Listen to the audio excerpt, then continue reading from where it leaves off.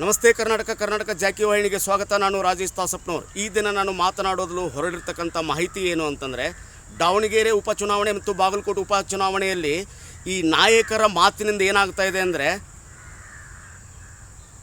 ಈ ಫಾಲೋವರ್ಸ್ ಏನಿದ್ದಾರೆ ನೋಡಿ, ಎರಡೂ ಪಕ್ಷದ ಫಾಲೋವರ್ಸು, ಕಾರ್ಯಕರ್ತರಂತ ಏನು ಕರಿತಾ ಇದೀವಲ್ಲ ಸೋ ಕಾಲ್ಡ್, ಇವರು ರಸ್ತೆಯ ಮಧ್ಯೆನೇ ಕೂಡ ಜಟಾಪಟಿ ನಡೆಸಿದ್ದಾರೆ. ಇವರ ಮಧ್ಯೆ ಇವಾಗ ಜಟಾಪಟಿ ಸ್ಟಾರ್ಟ್ ಆಗಿದೆ ರಸ್ತೆ ಮಧ್ಯೆ.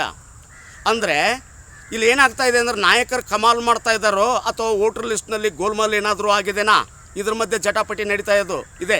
ಎನ್ಕ್ವೈರಿ ಮಾಡಿ, ಯಾರು ವೋಟರ್ ಲಿಸ್ಟ್ನಲ್ಲಿ ಗೋಲ್ಮಾಲ್ ಮಾಡಿದಾರಲ್ಲ, ಎರಡೂ ಕ್ಷೇತ್ರಗಳಲ್ಲಿ ಎನ್ಕ್ವೈರಿ ಆಗಬೇಕು. ಎರಡೂ ಕ್ಷೇತ್ರದಲ್ಲಿ ಸ್ಪರ್ಧಿಸಿರ್ತಕ್ಕಂಥ ನಾಯಕರು ತಮ್ಮದೇ ಆದಂಥ ಶಿಕ್ಷಣ ಸಂಸ್ಥೆಗಳನ್ನು ಇಟ್ಕೊಂಡಿದ್ದಾರೆ. ಶಿಕ್ಷಣ ಸಂಸ್ಥೆಯ ಕ್ಯಾಂಪಸ್ಗಳು ದುರುಪಯೋಗ ಆಗಬಾರದು. ಏಕೆಂದರೆ ಓದಲು ಬಂದಿರತಕ್ಕಂಥ ವಿದ್ಯಾರ್ಥಿಗಳು 2, 3, 4 ವರ್ಷಗಳು ಓದಲು ಬಂದಿರುತ್ತಾರೆ. ನಿನ್ನ ಮೂಲ ವಾಸಸ್ಥಳ ಯಾವುದು, ನಿನ್ನ ವಾಸ ಯಾವುದು, ನಿನ್ನ ಪಾನ್ ಕಾರ್ಡ್ ಎಲ್ಲಿದೆ, ನಿನ್ನ ರೇಷನ್ ಕಾರ್ಡ್ ಎಲ್ಲಿದೆ, ನಿನ್ನ ಆಧಾರ್ ಕಾರ್ಡ್ ಎಲ್ಲಿದೆ, ಅಲ್ಲಿ ನಿನ್ನ ವೋಟರ್ ಲಿಸ್ಟ್ ಇರಬೇಕು. Not in Bagalkot. ಇದನ್ನು ಅರ್ಥ ಮಾಡ್ಕೊಳ್ಬೇಕು. ನಾಳೆ ಎನ್ಕ್ವೈರಿ ಆದರೆ ಶಿಕ್ಷೆ ನಿಮಗಾಗುತ್ತೆ. ಆರಾಮಾಗಿರೋರು ಆರಾಮಾಗಿರ್ತಾರೆ, ನಿಮ್ಮನ್ನು ಮಿಸ್ಯೂಸ್ ಮಾಡ್ಕೊಳ್ಳೋರು. ಹಾಗೆ ದಾವಣಗೆರೆಯಲ್ಲಿ ಕೂಡ ಇದು ಎನ್ಕ್ವೈರಿ ಆಗಬೇಕು. ರಾಜ್ಯ ಸರ್ಕಾರ ಎರಡೂ ಕಡೆಯೂ ಗಂಭೀರವಾಗಿ ತೆಗೆದುಕೊಳ್ಬೇಕು. ಕೇವಲ ಒಂದು ಕಡೆ ಬಾಗಲಕೋಟೆಯಲ್ಲಿ ಮಾತ್ರ ಗಂಭೀರವಾಗಿ ತೆಗೆದುಕೊಂಡ್ರೆ ಯಾರೂ ಸಹಿಸೋದಿಲ್ಲ. ಇದು ಒಂದು. ಎರಡನೇದ್ದು ಮುಖ್ಯವಾದ ವಿಷಯ ಏನಂದರೆ, ಎರಡೂ ಸರ್ಕಾರಗಳು ರೈತನ ವಿಷಯದಲ್ಲಿ ಮುತುವರ್ಜಿಯನ್ನು ವಹಿಸ್ತಾ ಇಲ್ಲ. ರೈತನಿಗೆ ಈರುಳ್ಳಿ ವಿಷಯದಲ್ಲಿ ಬೆಲೆ ಕುಸಿತ ಆಗಿದೆ, ಪ್ಯಾಕೇಜ್ ಬಿಡ್ತಾ ಇಲ್ಲ. ಮೂರನೇ ಮುಖ್ಯವಾದ ವಿಷಯ ಏನು ಅಂದರೆ, ಆರತಿ ಎತ್ತಿರೋ ಕಳ್ಳ ಮಂಜನಿಗೆ, ಸುಳ್ಳು ಮಂಜನಿಗೆ, ಮಳ್ಳ ಮಂಜನಿಗೆ, ಎಲ್ಲರೂ ಬಂದು ತಮ್ಮ ಫೇಸ್ಬುಕ್ನಲ್ಲಿ ಏನು ಹಾಕ್ಕೊಂಡಿದ್ದೆ ಏನಂತ, ನಾನು ಭಗವತಿ ಗ್ರಾಮಕ್ಕೆ ಹೋಗಿದ್ದೆ, ನಾನು ಬೆನಕಟ್ಟಿ ಗ್ರಾಮಕ್ಕೆ ಹೋಗಿದ್ದೆ, ನಾನು ಸಿರೂರು ಗ್ರಾಮಕ್ಕೆ ಭೇಟಿ ಕೊಟ್ಟಿದ್ದೆ. ಚುನಾವಣಾ ಪ್ರಚಾರದಲ್ಲಿ ಅಭೂತಪೂರ್ವವಾದ ಸ್ವಾಗತವನ್ನು ಮಾಡಿದರು ಕಾರ್ಯಕರ್ತರು ಮತ್ತು ಮತದಾರರ ದೇವರು. ಇವ್ರಿಗೆ ಬೇರೆ ಆರತಿ ಎತ್ತೋದಂತೆ. ಇರಲಿ, ಮತದಾರರು ಮತ್ತು ಕಾರ್ಯಕರ್ತರು ಅಭಿಮಾನದಿಂದ ಆರತಿ ಎತ್ತಿದರೆ ಆರತಿಯನ್ನು ಎತ್ತಿಸಿಕೊಳ್ಳುವ ಅರ್ಹತೆ ನಿಮಗೇನಾದರೂ ಇದೆನಾ? ಅಂಥ ಕೆಲಸವನ್ನು ನೀವೇನಾದರೂ ಮಾಡ್ತಾಯಿದ್ದೀರಾ? ಅಥವಾ ಚುನಾವಣೆಯಲ್ಲಿ ಅಬ್ಬರದ ಪ್ರಚಾರವನ್ನು ಮಾಡಿ ಕಾರ್ಯಕರ್ತರ ಮಧ್ಯೆ ದ್ವೇಷದ ಕಿಡಿಯನ್ನು ಹೊತ್ತಿಸುವ ಪ್ರಚಾರಣ ಇದು ನಡೆಯೋದಲ್ಲ. ಇನ್ಮೇಲೆ ಮುಖ್ಯವಾದ ಒಂದು ವಿಷಯ ನಾನು ಕಾರ್ಯಕರ್ತರಲ್ಲಿ ಮನವಿ ಮಾಡ್ಕೊಳ್ಳೋದೇನೆಂದರೆ, ಚುನಾವಣಾ ಆದಮೇಲೆ ನೀವು ಟಾರ್ಗೆಟ್ ಆಗ್ತೀರಾ, ದಯವಿಟ್ಟು ಇಂಥವ್ರನ್ನು ನಂಬೇಡಿ. ನಾಯಕರು ಯಾರು ದ್ವೇಷದ ಭಾಷಣವನ್ನು, ದ್ವೇಷದ ಕಿಚ್ಚನ್ನು ನಿಮ್ಮ ಮನಸ್ಸಿನಲ್ಲಿ, ನಿಮ್ಮ ಮೈಯಲ್ಲಿ, ನಿಮ್ಮ ರಕ್ತದಲ್ಲಿ ಬಿತ್ತುತ್ತಾರೆ ಅಂಥ ನಾಯಕರನ್ನು ನಂಬೇಡಿ. ಎನಿಹೌ, ಯಾರದೇ ಗೆಲುವಾಗಲಿ ಪ್ರಜಾಪ್ರಭುತ್ವದ ಗೆಲುವಾಗಬೇಕು, ಮತದಾರರ ಗೆಲುವಾಗಬೇಕು, ಮತದಾರನ ಸೋಲಾಗಬಾರ್ದಿಲ್ಲ. ಮುಖ್ಯವಾದ ಒಂದು ವಿಷಯ ನಾನು ಇಡ್ತಾ ಇರೋದೇನು ಅಂದರೆ, ವಿಶೇಷವಾಗಿ ಬಾಗಲಕೋಟೆ ಉಪಚುನಾವಣೆಯಲ್ಲಿ ಶಿಕ್ಷಣ ಸಂಸ್ಥೆಗಳು ದುರುಪಯೋಗ ಆಗಬಾರದು. ಇದು ಒಂದು ಕಡೆ. ಅಪಾದನೆ ಮಾಡ್ತಕ್ಕಂಥವ್ರು ಏನಿದ್ದೀರಲ್ಲ ನೀವು, ನಿಮ್ಮದು ಕೂಡ ದಾವಣಗೆರೆಯಲ್ಲಿ ನಿಮ್ಮ ಅಭ್ಯರ್ಥಿ ಏನಿದ್ದಾರೆ ನೋಡಿ, ಸಮರ್ಥ ಶಾಮನೂರು, ಅವರು ಕೂಡ ಅವರ ಒಡೆತನದ ಸಾಕಷ್ಟು ಶಿಕ್ಷಣ ಸಂಸ್ಥೆಗಳಿದಾವೆ. ಅಲ್ಲಿ ಕೂಡ ತನಿಖೆ ಆಗಬೇಕಲ್ಲ, ಎನ್ಕ್ವೈರಿ ಆಗಬೇಕಲ್ಲ. ಪ್ರಶ್ನವ್ರ ಮುಂದೆ ಬಂದು, ಮಾಧ್ಯಮದವ್ರ ಮುಂದೆ ಬಂದು, ಈಗ ಚುನಾವಣೆ ಹೊಸ್ತಿಲಲ್ಲಿ ಏನು ಮಾಡ್ತಾಯಿದ್ದೀರಿ ನೀವು? ಅವ್ರು 10 ಎಕರೆ, 12 ಎಕರೆ, 15 ಎಕರೆ, 20 ಎಕರೆ ಜಮೀನನ್ನು ಕಮಳಿಸಿಬಿಟ್ಟು ತಮ್ಮ ಅಧಿಕಾರವನ್ನು ದುರುಪಯೋಗ ಮಾಡಿ ಅದನ್ನು ಮತ್ತೆ ಬಿಡಿಗೆ ಅದಕ್ಕೆ ಕೊಟ್ಟು ಇದು ಕೊಟ್ಟು ಡಬಲ್ ದುಡ್ಡು ಮಾಡಿಕೊಂಡ್ರು. ನೀವು ಯಾರೂ ಸಾಚ ಅಲ್ಲ, ನೀವು ಅಂದ್ಕೊಂಡಿದ್ದೀರಿ ನಿಮ್ಮನ್ನು ನಂಬ್ತೀವಿ ಅಂತೇಳಿ. ಎಲ್ಲರೂ ಮಾಡ್ಕೊಳ್ತಾ ಇದ್ದೀರಿ. ಎಲ್ಲರೂ ಅವರೇ. ಬಂದ ತಕ್ಷಣ ಹಸಿರು ತಿನ್ನುವ ಕೆಲಸ, ಜನರಿಗೆ ಹಸಿರಿನ ಬದುಕವನ್ನು ಕೊಡೋದಲ್ಲ, ಹಸನಾದ ಬದುಕನ್ನು ಕೊಡೋದಲ್ಲ. ಬಂದ ತಕ್ಷಣ ಮೇಯೋದ ಕೆಲಸ, ಕಮಿಷನ್ ರೂಪದಲ್ಲಿ ಮೇಯ್ತಾ ಇರಬೇಕು. ಎಲ್ಲೆಲ್ಲಿ ಸಿಗುತ್ತಂತ ಹುಡ್ಕೊತೀರಾ? ಅಷ್ಟು ಇಂಟೆಲಿಜೆಂಟ್ ನೀವು. ಎಲ್ಲೆಲ್ಲಿ ಮತ ಸಿಗುತ್ತೆ ಅಂತ ಹುಡುಕ್ತಾ ಇದ್ದಿರಲ್ಲ, 3 ಸೆಲ್ ಬ್ಯಾಟ್ರಿ ಹಾಕಿ.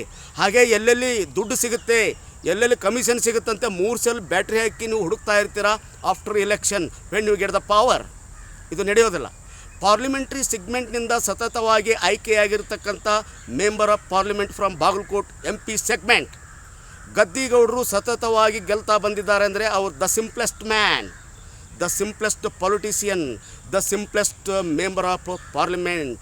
ಈ ಪಾರ್ಲಿಮೆಂಟೇರಿಯನ್ ಹೇಗಿದ್ದಾರೆ ಅಂದರೆ, ಇವರು ಸತತವಾಗಿ ಅರೌಂಡ್ ದ ಕ್ಲಾಕ್ ಅಂತ ಹೇಳ್ಬೋದು, 24 ಗಂಟೆ ಜನರ ಕೈಗೆ ಸಿಗುವಂಥ ಬಹಳ ಸರಳ ಸ್ವಭಾವದ ನಾನ್ ಕಾಂಟ್ರವರ್ಸಿಯಲ್ ಪೊಲಿಟಿಷಿಯನ್ ಇವರು.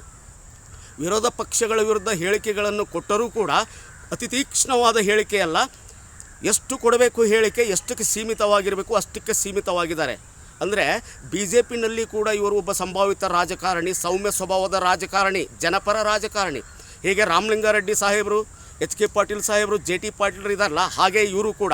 ಇನ್ನು ಗಾಲಿ ಜನಾರ್ದನ್ ರೆಡ್ಡಿ ಎಂಟ್ರಿ ಕಮಾಲ್ ಮಾಡುತ್ತಾ ಕಾಯ್ದು ನೋಡೋಣ.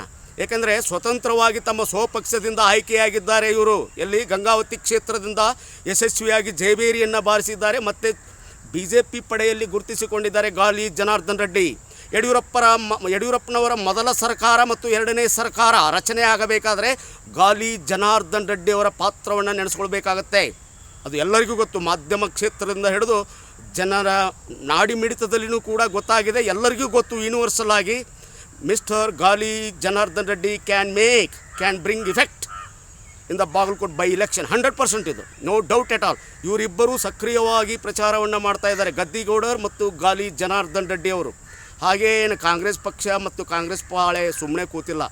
ಯಾಕಂದರೆ ರಣತಂತ್ರಗಾರ ಜಾರಕಿಹೊಳಿ ಸಾಹೇಬರಿದ್ದಾರೆ ಇಲ್ಲಿ, the sitting minister of Karnataka state government, who is in the ministry of council of Siddaramaiah, who is the captain of Karnataka state government.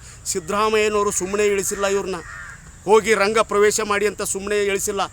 ತನ್ನ ಸ್ವಂತ ಮಗಳನ್ನು ಚಿಕ್ಕೋಡಿ ಕ್ಷೇತ್ರದಿಂದ ನರೇಂದ್ರ ಮೋದಿಯವರ ಸುನಾಮಿಯ ಮಧ್ಯೆಯೂ ಕೂಡ ಕಾಂಗ್ರೆಸ್ ಟಿಕೆಟ್ ಕೊಟ್ಟು ಅತಿ ಚಿಕ್ಕ ವಯಸ್ಸಿನ ಪ್ರಿಯಾಂಕಾ ಜಾರಕಿಹೊಳಿಯವ್ರನ್ನ ಯಶಸ್ವಿಯಾಗಿ ಆಯ್ಕೆ ಮಾಡುವಲ್ಲಿ ಯಶಸ್ವಿಯಾಗಿರ್ತಕ್ಕಂಥ ನಿಪುಣ ರಾಜಕಾರಣಿ ಯಾರಾದರೂ ಇದ್ದಾರೆ ಅಂದರೆ ದಟ್ ಈಸ್ ಸತೀಶ್ ಜಾರಕಿಹೊಳಿ.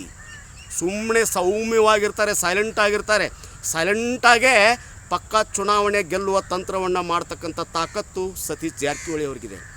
ಇನ್ನು ನೀವು ವಿಶೇಷವಾಗಿ ಹೇಳ್ತಾ ಇರೋದು ಏನು ಅಂತಂದರೆ, ಈ ಕಾರ್ಯಕರ್ತರ ಪಡೆ ಇದೆಯಲ್ಲ, ಭಾಳ ಹುಮ್ಮಸ್ಸಿನಿಂದ ಎಂಟ್ರಿ ಆಗಿದೆ. ಎಲ್ಲ ಗ್ರಾಮಾಂತರ ಭಾಗದಲ್ಲಿ ಮತ್ತು ಬಾಗಲಕೋಟ್ ನಗರದಲ್ಲಿ ಯುವಕರ ಪಡೆ ಭಾಳ ಸಕ್ರಿಯವಾಗಿ ಚುನಾವಣೆಯನ್ನು ಅಧ್ಯಯನ ಮಾಡಿ ಚುನಾವಣೆಯಲ್ಲಿ ಪಾರ್ಟಿಸಿಪೇಷನ್ ಮಾಡ್ತಾ ಇದ್ದಾರೆ. ಅಂದರೆ ಪ್ರಜಾಪ್ರಭುತ್ವದ ಗೆಲುವು, ಮತದ ಮೌಲ್ಯ ಗೊತ್ತಾಗ್ತಾ ಇದೆ ಎಲ್ಲರಿಗೂ. ಹೀಗೆ ಪಾರ್ಟಿಸಿಪೇಷನ್ ಮಾಡಬೇಕು, ಭಾಗಿಯಾಗಬೇಕು ಚುನಾವಣೆಯಲ್ಲಿ. ಆದರೆ ದ್ವಂದ್ವ ನಿಲುವಿನೊಂದಿಗೆ ಜಟಾಪಟಿ ಮಾಡಿ ಹೊಡೆದಾಟಕ್ಕೆ, ಬೀದಿನಲ್ಲಿ ಹೊಡೆದಾಟಕ್ಕೆ ಇಳಿಯಬಾರ್ದು. ಆಫ್ಟರ್ ದ ಇಲೆಕ್ಷನ್ ನಿಮಗೆ ಡ್ಯಾಮೇಜ್ ಆಗುತ್ತೆ, ಕಾರ್ಯಕರ್ತರಿಗೆ, ಜನಸಾಮಾನ್ಯರಿಗೆ. ನಿಮಗೆ ಸೆಕ್ಯೂರಿಟಿ ಇರೋದಿಲ್ಲ, ಇವರಿಗೆಲ್ಲ ಸೆಕ್ಯೂರಿಟಿ ಇರುತ್ತೆ, ಕಾರ್ನಲ್ಲಿ ಓಡಾಡ್ತಾರೆ, ನಿಮ್ಮದೇ ಡೀಸೆಲು, ನಿಮ್ಮದೇ ಕಾರು, ಪುಕ್ಕಟೆ ಮಜಾ. ಈಗ ನೋಡಿ, ಈ ಚುನಾವಣೆಯಲ್ಲಿ ಕೋಟಿ ದುಡ್ಡು ಯಾರ್ದು ಪೋಲ್ ಆಗ್ತಾ ಇದೆ ಅಂದರೆ ಜನಸಾಮಾನ್ಯರ ದುಡ್ಡು. ಇವ್ರ ಮನೆಯಿಂದ ಯಾರೂ ಹಾಕೋದಿಲ್ಲ, ಕಾರ್ ಡೀಸೆಲ್ ಆಗಲಿ ಯಾವುದೇ ಆಗಲಿ, ಸೆಕ್ಯೂರಿಟಿಗಾಗಲಿ. ಇಂಥ ಪರಿಸ್ಥಿತಿಗೆ ನಮ್ಮನ್ನು ತಂದು ಒಟ್ಟಿದ್ದಾರೆ, ನಮ್ಮನ್ನು ಕತ್ಲೆಯಲ್ಲಿಟ್ಟಿದ್ದಾರೆ. ಏನೇ ಇರಲಿ, ತಾವು ಪ್ರಜಾತಂತ್ರವನ್ನು ಉಳಿಸಬೇಕು, ಸಂವಿಧಾನವನ್ನು ಉಳಿಸಬೇಕು ಅಂದರೆ ನಿಯತ್ತಿರ್ತಕ್ಕಂಥ, ಅಂದರೆ ನಮಗೆ ಹೆಂಗಿರಬೇಕು ಅಂದರೆ ಸೇವಕನಾಗಿರಬೇಕು, ಸರ್ವಿಸ್ ಮೈಂಡೆಡ್ ಆಗಿರಬೇಕು. ಅಂಥ ವ್ಯಕ್ತಿಗೆ ನೀವು ಮತವನ್ನು ಚಲಾಯಿಸಬೇಕು. ಒಬ್ಬರ ಮೇಲೆ ಒಬ್ಬರು ಆಪಾದನೆ, ಅವ್ರು ಅದನ್ನು ಮಾಡ್ತಾರೆ, ಇವ್ರು ಇದನ್ನು ಮಾಡ್ತಾರೆ, ಎಲ್ಲರೂ ಕಮಿಷನ್ ತಿನ್ನೋರೇ.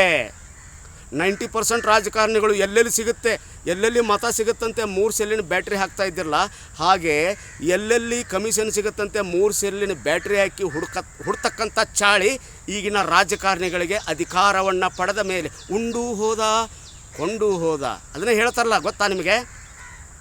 ಆರತಿ ಎತ್ತಿರೋ ನಮ್ಮ ಕಳ್ಳನ ಮಂಜನಿಗೆ, ನಮ್ಮ ಮಳ್ಳ ಮಂಜನಿಗೆ, ನಮ್ಮ ಸುಳ್ಳು ಮಂಜನಿಗೆ. ಈ ಥರ ಆಗಿದೆ. ಆರತಿ ಎತ್ತಿದ್ದೆ ಪಾಪ ಮುಗ್ಧ ಜನ. ಈ ಥರ ನಡೀತಾ ಇದೆ. ಇನ್ನೂ ಎಲ್ಲಿವರೆಗೂ ಈ ಗುಲಾಮಗಿರಿ ಅಂತ ಗೊತ್ತಿಲ್ಲ, ಜೀತದಾಳು ಪದ್ಧತಿ ರಾಜಕಾರಣದಲ್ಲಿ. ವಿತೌಟ್ ಸ್ಯಾಲ್ರಿ, ದುಡ್ಡಿಲ್ಲದ ಜೀತದಾಳು ಪದ್ಧತಿ ನಡೀತಾ ಇದೆ ರಾಜಕಾರಣದಲ್ಲಿ. ಏನು ಒಂದೊಂದು ಕ್ಷೇತ್ರದಲ್ಲಿ 10,000, 20,000, 30,000 ಯುವಕರನ್ನು, ನಿರುದ್ಯೋಗಿಗಳನ್ನು ಮಾಡೋದು. ಅವ್ರನ್ನ ಫಸ್ಟ್ ನಿರುದ್ಯೋಗಿಗಳನ್ನು ಮಾಡೋದು ಅಂದರೆ ಮಾತ್ರ ಅವರು ಚುನಾವಣೆಯಲ್ಲಿ ನಿಮ್ಮ ಹಿಂದೆ ಇರ್ತಾರೆ. ನಿರುದ್ಯೋಗಿಗಳನ್ನು ಮಾಡಿದ ಮೇಲೆ ನೆಕ್ಸ್ಟ್ ಏನು, ಚುನಾವಣೆಗೆ ಬಳಸಿಕೊಳ್ಳುವುದು. ಅವ್ರಿಗೆ ಉದ್ಯೋಗ ಕೊಡಬೇಕು, ಅವ್ರನ್ನ ದುಡಿಯೋಕೆ ಹಚ್ಚಬೇಕು, GDP ಹೆಚ್ಚಾಗಬೇಕು, ಅವ್ರು ಆರ್ಥಿಕವಾಗಿ ಬಲಿಷ್ಠರಾಗಬೇಕು, ಸಾಮಾಜಿಕವಾಗಿ ಬಲಿಷ್ಠರಾಗಬೇಕು. ಅದು ನಿಮ್ಮ ಮೆದುಳಿನಲ್ಲಿ, ಮನಸ್ಸಿನಲ್ಲಿ ಇಲ್ಲವೇ ಇಲ್ಲ. ಅದನ್ನು ನಾವು ಎಕ್ಸ್ಪೆಕ್ಟೇಷನ್, ನಿರೀಕ್ಷೆ ಮಾಡೋಕ್ಕಂತೂ ಆಗೋದಿಲ್ಲ ಸದ್ಯದ ಪರಿಸ್ಥಿತಿನಲ್ಲಿ. ಏನೇ ಆಗಲಿ, ಈ ಚುನಾವಣೆಯಲ್ಲಿ ಒಬ್ಬರೇ ಗೆಲ್ತಾರೆ, ಇಬ್ಬರು ಗೆಲ್ಲೋದಿಲ್ಲ, ಇಬ್ಬರು ಸೋಲೋದಿಲ್ಲ. ಒಬ್ಬರು ಸೋಲ್ತಾರೆ, ಒಬ್ಬರು ಗೆಲ್ತಾರೆ. ಒಬ್ಬರು ಶಾಸಕರಾಗೋದಕ್ಕೆ ಸಾವಿರಾರು ಕಾರ್ಯಕರ್ತರು ಬೀದಿಯಲ್ಲಿ ಬಡ್ದಾಡಿಕೊಂಡು, ಪೊಲೀಸ್ ಬೂಟನ್ನು ತಿಂದು, ಕೇಸ್ಗಳನ್ನು ಹಾಕಿಸ್ಕೊಂಡು ಕೋರ್ಟಿಗೆ ಅಲಿಯೋದು ಯಾಕೆ ಬೇಕು? ಬಡವ ನೀ ಮಡಗಿದಂಗಿರು ಅನ್ನೋ ಬೇಕಲ್ಲ, ಹಾಸಿಗೆ ಇದ್ದಷ್ಟೇ ಕಾಲು ಚಾಚು ಅನ್ನೋ ಥರ ಇರಬೇಕಲ್ಲ ನಾವು. ಚುನಾವಣೆಯಲ್ಲಿ ಮತ ಹಾಕಿ ಚುನಾವಣಾ ಪ್ರಚಾರಕ್ಕೆ ಹೋಗಿ, ಆದರೆ ಇವರೇ ನನ್ನ ದೇವರು, ಬೇಡ, ಅವರೇ ನಿಮ್ಮ ದೇವರಲ್ಲ. ನಿಮಗೆ ಯಾವುದೇ ರೀತಿಯಿಂದ ಅವರಿಗೆ ನಿಮಗೆ ಒಗ್ಗೋದಿಲ್ಲ. ಅವರು ನಿಮ್ಮನ್ನು ಅವರ ಸಮಾನರಂತ ಕಾಣುವ ಮನಸ್ಥಿತಿಯವರಲ್ಲ 90% ರಾಜಕಾರಣಿಗಳು. ಆಮೇಲೆ ಅವರು ಕಾರಿನಿಂದ ಇಳಿದ ತಕ್ಷಣ ಕಾಲಿಗೆ ಬೀಳ್ತಿರಲ್ಲ.